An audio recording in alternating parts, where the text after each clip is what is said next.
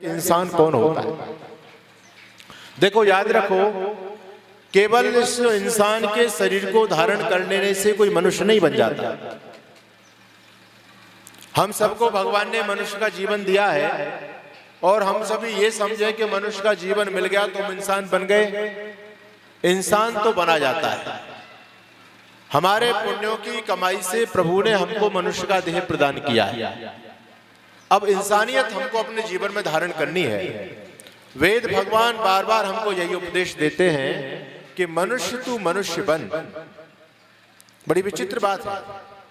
कभी कभी मन में प्रश्न पैदा होता है कि क्या हम मनुष्य नहीं हैं? लेकिन याद रखना, केवल मनुष्य के शरीर धारण करने से कोई मनुष्य नहीं बन जाता। मनुष्यता तो धारण करनी पड़ती है।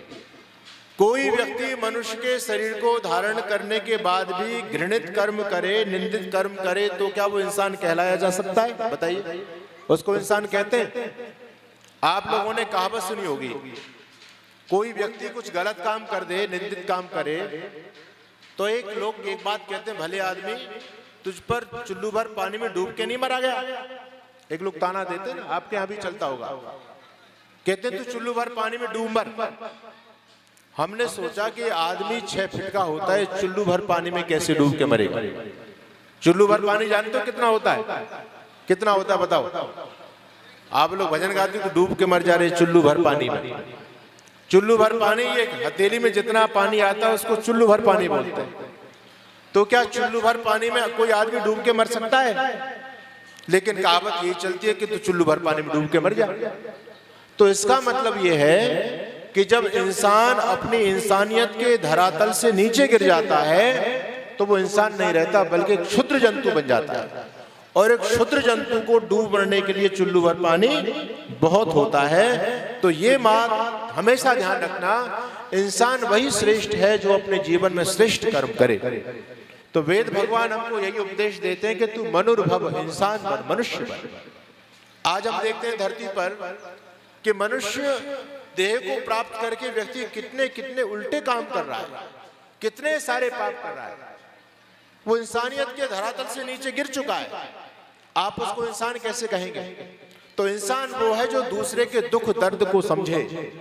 महर्षि स्वामी दयानंद जी महाराज ने इंसान की बहुत अच्छी परिभाषा की है। मनुष्य किसे कहते हैं? तो ऐसा नहीं कि जिसकी 2 आंखें हो वो मनुष्य है, जिसके 2 पैर हो वो मनुष्य है, जिसके 2 हाथ हो वो मनुष्य है। ये तो सबके होते ही हैं। लेकिन मनुष्य की परिभाषा ये है, मनुष्य उसी को कहना जो मननशील होकर के स्वात्मवत अन्यों के सुख दुख हानि लाभ को समझे। इसका मतलब समझ में आ रहा है आप लोगों को? इसका मतलब है कि मनुष्य वही कहलाने योग्य है जो दूसरों के दुख दर्द को अपना दुख दर्द समझता है, वही मनुष्य है। और आगे बहुत बड़ी बात कहते हैं महर्षि दयानंद, कहते हैं अन्यायकारी बलवान से भी न डरे। हमारी स्थिति उल्टी है, जो बलवान व्यक्ति है समाज में हम उससे डरते हैं। लेकिन ऋषि कहते हैं जो अन्यायकारी बलवान से भी न डरे और धर्मात्मा निर्बल से भी डरता रहे। डर किसका होना चाहिए? धर्मात्मा व्यक्ति से डरना चाहिए। और धर्मात्मा व्यक्ति से डरने की जरूरत भी नहीं, क्योंकि धर्मात्मा व्यक्ति किसी को डराएगा भी नहीं। ये तो गड़बड़ करने वाले लोग ही डराते हैं। तो मनुष्य वो है जो दूसरों के सुख दुख हानि लाभ को समझे, दूसरे के दुख को अपना दुख समझे और उसमें मदद करे। एक कहानी मैं आपको सुनाता हूं और ये बिल्कुल सत्य घटना है। अगर हम इंसानियत के धरातल से नीचे गिरेंगे तो उसका दुख किसको भोगना पड़ेगा? हमको ही भोगना पड़ेगा।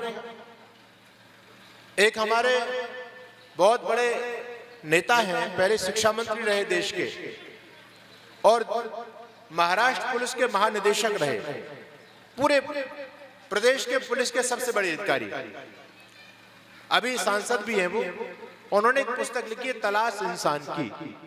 इंसान की तलाश कि इंसान है कौन, इंसान मिलता कहां पर है। तो उन्होंने उसमें घटना दी है, वो घटना हम सभी को झकझोर देने वाली है। और आप सोचिएगा, क्या ऐसे व्यक्ति को आप इंसान कह सकते हैं? उन्होंने लिखा कि एक बार हम जब, महाराष्ट्र की घटना है, एक रोड पर एक्सीडेंट हुआ, एक नौजवान का एक्सीडेंट हुआ और नौजवान सड़क पर पड़ा हुआ तड़प रहा है, खून निकल रहा है उसका। हाईवे जा रहा है, बहुत सारे वाहन जा रहे हैं, बहुत सारे लोग उसके पास में खड़े हुए हैं, वाहनों को रुकवाने का प्रयास कर रहे हैं कि कोई वाहन वाला मिल जाए और इसको हॉस्पिटल तक पहुंचा दिया जाए। आप लोग देखते हैं बहुत से लोग तो ऐसे होते हैं संवेदनशील, जो रुक जाते हैं और उसकी मदद करते हैं, और बहुत से लोग केवल देख करके सीधे चले जाते हैं, रुकते भी नहीं। तो बहुत सारे जो ठीक ठाक लोग थे उस मनुष्य की, उस नौजवान की मदद करने के लिए खड़े हुए थे। रोड जा रहा है, एक कार वाला आया, बहुत देर में कार आई, पुरानी बात है। लोगों ने 10-15 लोग खड़े थे उस नौजवान के पास में जो एक्सीडेंट स्थिति में तड़प रहा है वो। तो लोगों ने उस कार वाले को हाथ दिया। कार वाले को जो हाथ दिया तो उसने कार तो रोकी, और लोगों ने निवेदन किया कि भैया बाबूजी ऐसा है, एक नौजवान का एक्सीडेंट हो गया है, उसके सिर में चोट आई है, खून बह रहा है, हम बहुत देर से प्रतीक्षा कर रहे हैं कोई वाहन मिल जाए और इनको हम हॉस्पिटल में ले जाएं। कोई वाहन नहीं मिला, आप इस बच्चे को अपनी कार में रख लो और हॉस्पिटल तक छोड़ दो, बाकी वहां हम इसको देख लेंगे, घर वालों का पता चल जाएगा, आपके ऊपर कुछ नहीं आएगा, आप केवल इतना काम कर दो कि इस नौजवान को हॉस्पिटल तक छोड़ दो। वो कार वाला व्यक्ति कहता नहीं मेरे पास समय नहीं है। उससे बहुत निवेदन किया, लेकिन वो अपने उसमें था, अपने गुमान में था, अभिमान में था, अहंकार में था, वो रुका नहीं, अपनी कार को फिर आगे ले गया। कोई बात नहीं, लोग बड़ी प्रतीक्षा करते रहे। अब ये व्यक्ति जो कार वाला था अपने घर पहुंचा, 2 घंटे की ड्राइव करके अपने घर जब पहुंचा तो इसकी पत्नी ने इसको पानी दिया पीने के लिए, और इसकी पत्नी ने इससे कहा कि आपको बहुत देर हो गई, पता नहीं आप कहाँ रह गए, इतने लेट आए हो आप, हमारे बेटे को लातूर जाना था, वो आप कार के लिए बैठा हुआ था, लेकिन आप जब लेट हो गए तो वो मोटरसाइकिल लेकर के निकल गया, उसको 5 घंटे हो गए लौट करके नहीं आया, और रोड वही था। जब इस व्यक्ति के ये बात दिमाग में गई कि उसकी जब पत्नी ने कहा कि बेटा मोटरसाइकिल लेकर के गया है, 5 घंटे से लौट करके नहीं आया, तो अचानक इसके दिमाग में एकदम झटका लगा और इसने पानी का गिलास वहीं के वहीं रख दिया, और ये अपनी पत्नी से कहता तुम जल्दी फटाफट कमरा बंद करो और मेरे साथ चलो, ताला लगा दो घर को। इसकी पत्नी ने सोचा रे हो क्या गया, बोले नहीं नहीं तुम जल्दी से मेरे साथ चलो। अब इसकी पत्नी कार में बैठी और ये बहुत तेजी से अपनी कार को दौड़ा करके वहीं पर पहुंचा जहां पर वो नौजवान छटपटा रहा था, खून से लथपथ पड़ा हुआ था। अब वहां कोई नौजवान नहीं था, कोई भीड़ भी नहीं थी। वो जब वहां खड़ा हुआ, कुछ लोग वहां पर आए, उसने पूछा भैया यहाँ कुछ समय पहले एक एक्सीडेंट हुआ था किसी नौजवान का, वो बच्चा कहाँ पर है? तो लोगों ने कहा जी यहाँ पर एक पुलिस का बहुत बड़ा दल आया था, वो उसको उठा ले गया यहाँ से। डॉक्टर सत्यपाल सिंह अपनी पुस्तक में लिखते हैं कि मैं वो बहुत बड़े प्रदेश के पुलिस के अधिकारी थे, एसएसपी, बड़ा वो गश्त के लिए निकले थे, तो बड़े बड़े अधिकारी उनके साथ चल रहे थे। तो रोड पर जब उन्होंने भीड़ देखी तो एसएसपी को बोला कि जाओ देख करके आओ मामला क्या है। एसएसपी ने जब देखा कि एक नौजवान किसी संभ्रांत परिवार का नौजवान है और ये खून से लथपथ तड़प रहा है, तो कहा डॉक्टर सत्यपाल सिंह ने कि जाओ सबसे पहले इस नौजवान की चिकित्सा कराओ, हॉस्पिटल लेकर के जाओ। तो एसएसपी खुद अपनी गाड़ी से उसको एडमिट करा करके गए। गांव के लोगों ने कहा बाबूजी एक पुलिस का बहुत बड़ा दल आया था, वो अपने साथ उसको ले गया। अब वो व्यक्ति पढ़ा लिखा था, अपनी कार लेकर के जिला हॉस्पिटल पहुंचा, और जिला हॉस्पिटल पहुंचा तो जो इमरजेंसी जो वहां कक्ष था वहां पर गया, उसकी विंडो पर इसने पता किया क्या इस नाम का नौजवान इस हॉस्पिटल में एडमिट हुआ है। अभी तक इसको कंफर्म नहीं था, लेकिन जब इसने अपने बेटे का नाम लिया, कहा कि इस नाम का कोई नौजवान उम्र उसकी इतनी है इस हॉस्पिटल में एडमिट हुआ है, तो उसने कहा जी हाँ बिल्कुल हुआ है। बोले कहां पर है? कहते इमरजेंसी वार्ड में है, इस नंबर के बेड पर है। जब इस व्यक्ति को यह पता चला ये तो मेरा ही बेटा था, तो इसके पैर हिल गए और ये व्यक्ति गिर गया गश खा करके। इसकी पत्नी ने इसको संभाला, पत्नी ने इसको सहयोग दिया कि चिंता मत करो, अरे बेटा ठीक हो जाएगा, कोई चिंता की बात नहीं है। लेकिन जब उसको पत्नी इमरजेंसी वार्ड की तरफ लेकर के गई तो इसका बेटा इमरजेंसी वार्ड में भी नहीं था। वहां पूछा भाई इस नाम का नौजवान को इमरजेंसी वार्ड में था? बोले वो तो मोर्चरी में चला गया, मौत हो गई, पोस्टमार्टम घर में उसको पहुंचा दिया गया। जब इसका बेटा पोस्टमार्टम घर में पहुंच गया, अब ये व्यक्ति उस चीज को याद कर रहा है। इसने डॉक्टरों से पूछा कि डॉक्टर साहब क्या हो गया मेरे बेटे को? डॉक्टर कहता यदि आधा घंटा पहले वो नौजवान आ गया होता तो बच गया होता, क्योंकि उसके शरीर का सारा खून बह गया। हम उसको बचा नहीं पाए। अगर आधा घंटे पहले आ जाता तो वो बच जाता। आज इस व्यक्ति को वो मंजर याद आया, अरे मैं ही अपने बेटे का हत्यारा हूं। यदि मैंने कार में उस समय, मुझे क्या पता था मेरा ही बेटा था, ये तो और भी किसी का नौजवान होता तो वो भी तो किसी माँ का बेटा ही होता। कहता यदि मैंने उस समय उस मेरे बेटे को कार में ले आया होता तो आज मैं अपने बेटे को नहीं खोता। तो भजन में लिखा कि इंसान वो है जो दूसरे को सुख दुख का ध्यान रखे। जैसे हम अपने बच्चों का ख्याल रखते हैं वैसे ही हमको दूसरे लोगों के बच्चों का भी ख्याल रखना चाहिए। ऐसा नहीं करते हैं तो उसका परिणाम हमको ही भोगना पड़ता है। किसी के काम जो आए उसे इंसान कहते हैं, उसे इंसान कहते हैं। पराया दर्द अपनाए उसे इंसान कहते हैं, उसे इंसान कहते हैं। किसी के काम जो आए उसे इंसान कहते हैं, उसे इंसान कहते हैं। कभी धनवान है कितना, कभी इंसान निर्धन है। कभी धनवान है कितना, कभी इंसान निर्धन है। कभी दुख है कभी सुख है, इसी का नाम जीवन है। कभी दुख है कभी सुख है, इसी का नाम जीवन है।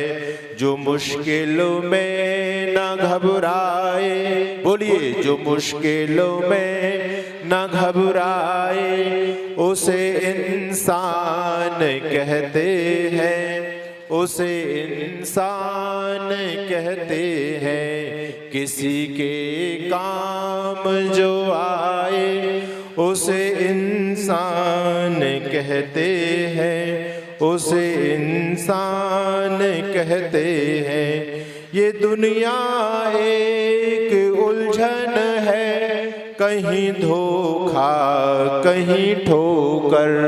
ये दुनिया एक उलझन है, कहीं धोखा कहीं ठोकर। कोई हंस हंस के जीता है, कोई जीता है रो रो कर। कोई हंस हंस के जीता है, कोई जीता है रो रो कर। जो गिर कर फिर संभल जाए, जो गिर कर फिर संभल जाए उसे इंसान कहते हैं, उसे इंसान कहते हैं। किसी के काम जो आए उसे इंसान कहते हैं, उसे इंसान कहते हैं। इंसान गलती करता है, गलती करना कोई बहुत बड़ी बात नहीं है, गलती सबसे हो जाती है। लेकिन गलती करने के बाद बार बार व्यक्ति उसी गलती को रिपीट करते रहे, ये बात गलत है। तो इंसान कौन होता है? जो गलती करके अपनी भूल को सुधार ले, दोबारा गलती न करे। तो कवि ने बहुत अच्छे शब्द लिखे, अगर गलती रुलाती है तो यह राह भी दिखाती है। अगर गलती रुलाती है तो यह राह भी दिखाती है। मनुष्य गलती का पुतला है, ये अक्सर हो ही जाती है। मनुष्य गलती का पुतला है, ये अक्सर हो ही जाती है। जो गलती करके पछताए, जो गलती करके पछताए उसे इंसान कहते हैं, उसे इंसान कहते हैं। किसी के काम जो आए उसे इंसान कहते हैं, उसे इंसान कहते हैं। और इंसान की सबसे बड़ी विशेषता सुनिए, कवि ने बहुत अच्छा लिखा, अकेले ही जो खा खा कर सदा गुजरान करते हैं, अकेले ही जो खा खा कर सदा गुजरान करते हैं।